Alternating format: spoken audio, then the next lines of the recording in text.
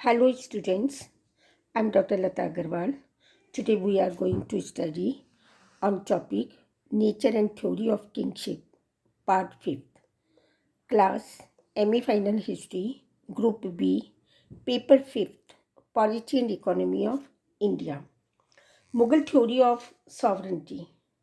The Indian political thought, as well as the Persian and Turk-Mongol traditions, have attached much importance to the institution of sovereignty for preserving order, stability of society, and for eradicating anarchy and lawlessness.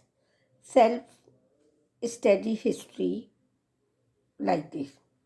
Monarchy was considered to be the keystone of the medieval polity. Thus, according to Abul Fazl, if royalty did not exist, the storm of strife would never subside, nor selfish ambition disappear. Mankind being under the burden of lawlessness and lust would sink into the pit of destruction.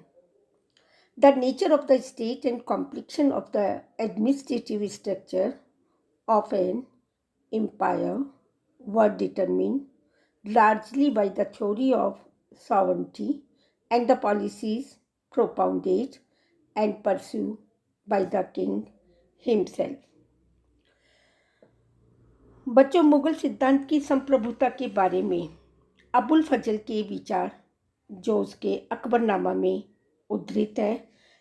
आईने अकबरी की भूमिका में अबुल फजल ने लिखा है कि परमात्मा की दृष्टि में राजसी पद से बढ़कर और कोई पद नहीं है और मानवीय स्वार्थपरता, अशांति, अशोभनीय महत्वाकांक्षा का अंत करने के लिए राज सत्ता का होना आवश्यक है। वह कहता है, अगर राज सत्ता ना होती तो ना तो अशांति का तूफान कभी शांत होता और ना स्वार्थ महत्वाकांक्षा की समाप्त हो पाती। इस प्रकार राजतंत्र को उचित ठहराया गया। इतिहासकार श्रीवास्तव का कहना है कि अकबर का राजत्व सिद्धांत वास्तव में भारतीय आदर्श से ओतप्रोत था।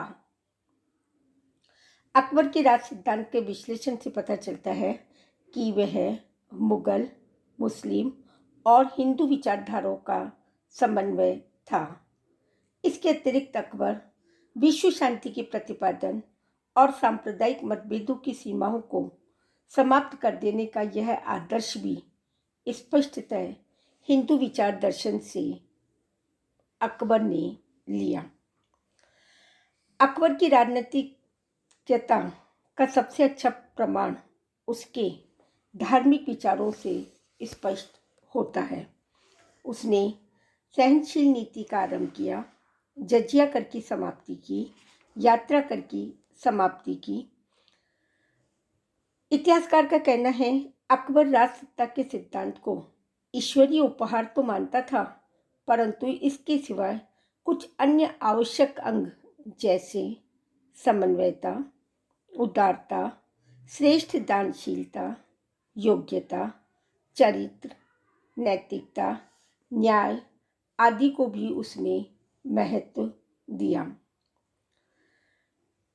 अकबर के पास बहुत अच्छा अनुभव था और उसने नई समन्वय या सहिष्णुता की नीति अपनाकर अपने सॉवरेंटी को स्थापित करने या राजसत्ता के सिद्धांत को स्थापित करने का प्रयास कर उसने उसमें धर्मनिरपेक्ष सत्ता की स्थापना की। राजसत्ता के सिद्धांत की घोषणा सर्वप्रथम अबुल फजल ने सम्राट की ओर से 1567 में की। इससे यह प्रतिपादित किया गया कि राजस्व के आवश्यक तत्वों ने यह है कि सुलह कुल को अपनाया जाए और सभी मनुष्य तथा सभी धार्मिक संप्रदायों को एक नज़र से देखा जाए। अकबर की यह घोषणा क्रांतिकारी थी इससे इस्लामी राजसत्ता का खंडन हुआ। इस घोषणा ने बलबन और अन्य तुर्कों के अंग, जाति और रक्त पर आधारित राज्यत्व के सिद्धांत को ही नहीं बल्कि तुर्कों को अधिकारों को भी अनुचित ठहरा दिया।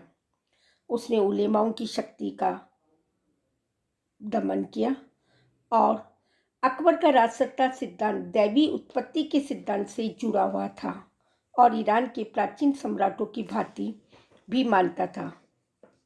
सम्राटों का भाग्य विश्व प्रकाशक सूर्य से जुड़ा हुआ था।